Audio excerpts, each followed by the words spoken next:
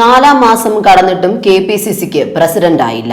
നമസ്കാരം. ഈ ദിവസത്തെ ഏറ്റവും പ്രധാനപ്പെട്ട വാർത്താ വിശേഷങ്ങളുമായി ജനേകം ടോപ് 10 ന്യൂസിലേക്ക് സ്വാഗതം.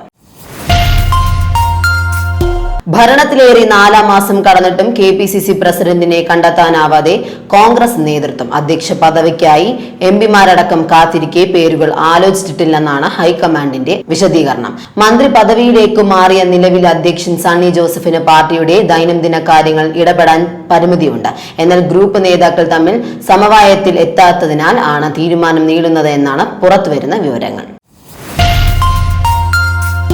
വിദേശ യോഗ്യതാ പരീക്ഷയായ നീറ്റ് UG ചോദ്യപേപ്പർ ചോർച്ചയുമായി ബന്ധപ്പെട്ട കേസിൽ നാഷണൽ ടെസ്റ്റിംഗ് ഏജൻസിക്കെതിരെ രൂക്ഷ വിമർശനവുമായി സുപ്രീം കോടതി. രാജ്യത്തെ കോടിക്കണക്കിന് വിദ്യാർത്ഥികളുടെ ഭാവി നിർണ്ണയിക്കുന്ന ഇത്തരം മത്സര പരീക്ഷകൾ സുതാര്യമായും കാര്യക്ഷമമായും നടത്തുന്നതിനായി NDAയുടെ പ്രവർത്തനങ്ങളിൽ അടിയന്തര ഘടനാപരമായ മാറ്റങ്ങൾ വരുത്തണമെന്ന് കോടതി ആവശ്യപ്പെട്ടു.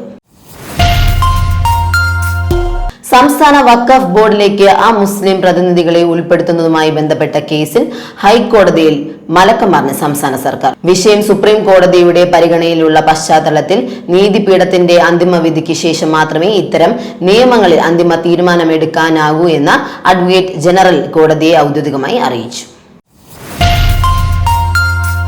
തലസ്ഥാനത്ത് വീണ്ടും വൻ മയക്കുമരുന്ന് വേട്ട. തുണിത്തരങ്ങൾക്കിടയിൽ ഒളിപ്പിച്ച് കടത്താൻ ശ്രമിച്ച 125 ഗ്രാം MDMAയുമായി കുടുംബാംഗങ്ങൾ ഉൾപ്പെടെ 4-അംഗ ലഹരിക്കടത്ത് സംഘത്തെ എക്സൈസ് സംഘം പിടികൂടി. നെയ്യാറ്റിൻകര ആറാലമ്മൂട് ജംഗ്ഷന് സമീപം നടത്തിയ മിന്നൽ വാഹന പരിശോധനയിലാണ് ഇവരെ എക്സൈസ് നർക്കോട്ടിക് സ്പെഷ്യൽ സ്ക്വാഡ് പിടികൂടിയത്. ഈഞ്ചക്കൽ സ്വദേശികളായ കിരൺ, ഇയാളുടെ മാതാവ് ബീന, കിരണിന്റെ സുഹൃത്ത് സന്ധ്യ, അക്ഷയ് എന്നിവരാണ് അറസ്റ്റിലായത്.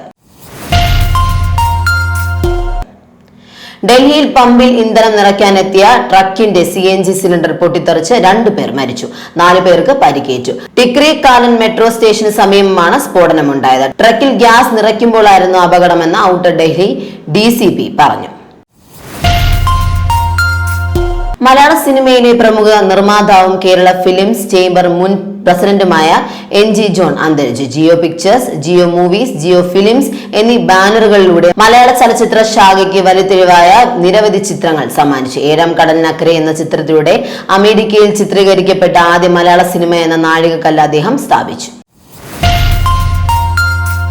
സാങ്കേതിക മേഖലയിൽ US-ചൈന പോര് കൂടുതൽ രൂക്ഷമാകുന്നു. ചൈനയിലെ മുഴുവൻ സർക്കാർ സ്ഥാപനങ്ങളിലും ഔദ്യോഗിക ആവശ്യങ്ങൾക്കായി ഉപയോഗിക്കുന്ന മൈക്രോസോഫ്റ്റ് വിൻഡോസ് 10 ഓപ്പറേറ്റിംഗ് സിസ്റ്റം പൂർണ്ണമായും ഒഴിവാക്കാൻ ചൈനീസ് ഉന്നത സുരക്ഷാ മന്ത്രാലയം ഭരണകൂട ഏജൻസികൾക്ക് കർശന നിർദ്ദേശം നൽകി. വിദേശ കമ്പ്യൂട്ടർ സോഫ്റ്റ്വെയറുകൾ വഴി നിർണായക ദേശീയ വിവരങ്ങൾ ചോരാൻ സാധ്യതയുണ്ടെന്ന വിലയിരുത്തലിലാണ് ഈ പെട്ടെന്നുള്ള നീക്കം.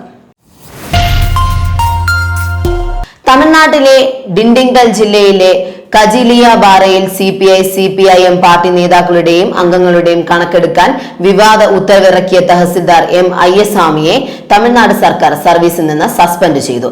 സംഭവത്തിൽ അന്വേഷണം നേരിടുന്നതായി ചെന്നൈയിലെ റവന്യൂ അഡ്മിനിസ്ട്രേഷൻ കമ്മീഷണർക്ക് മുമ്പാകെ നേരിട്ട് ഹാജരാകാൻ ഉദ്യോഗസ്ഥന് നിർദ്ദേശം നൽകിയിട്ടുണ്ട്. പാലാ നഗരസഭ ചെയർപേഴ്സണായി UDF വിമത വിഭാഗത്തിൽ നിന്നുള്ള സ്വാതന്ത്ര്യ അംഗം മായ രാഹുൽ തിരഞ്ഞെടുക്കപ്പെട്ടു. 16 വോട്ടുകളാണ് മായയ്ക്ക് ലഭിച്ചത്. UDF സ്ഥാനാർത്ഥി റിയ ചിറംകുഴിയെ പരാജയപ്പെടുത്തിയാണ് മായ രാഹുൽ നഗരസഭയുടെ ചെയർപേഴ്സണൽ സ്ഥാനത്തെത്തിയത്. പശ്ചിമേഷ്യൻ മേഖലയിൽ നയതന്ത്ര ചർച്ചകൾ പൂർണ്ണമായി സ്തംഭിച്ചതോടെ ഹോർമോസ് കടലിടുക്കിലൂടെ എണ്ണക്കപ്പലുകളുടെ നീക്കം കടുത്ത അനിശ്ചിതത്വത്തിലായി. ഇതോടെ ആഗോള വിപണിയിൽ അസംസ്കൃത എണ്ണവില കുതിച്ചുയരുകയാണ്. അന്താരാഷ്ട്ര ബെഞ്ച് മാർക്കായ ബ്രന്റ് ക്രൂഡ് വില ബാരലിന് $91 പിന്നിട്ടു. ഇറാനുമായി ഉഭയകക്ഷി ചർച്ചകൾക്ക് തയ്യാറെന്ന US പ്രസിഡന്റ് ഡൊണാൾഡ് ട്രംപിന്റെ ഉറച്ച നിലപാടാണ് പ്രതിസന്ധി വർദ്ധിപ്പിച്ചത്. ജനേകം ടോപ് 10 ന്യൂസിലൂടെ വീണ്ടും കാണാം. കൂടുതൽ വാർത്തകൾക്കും വിശേഷങ്ങൾക്കുമായി ജനേകം വെബ്സൈറ്റ്, YouTube, വാട്സ്ആപ്പ് ചാനലുകൾ സന്ദർശിക്കുക.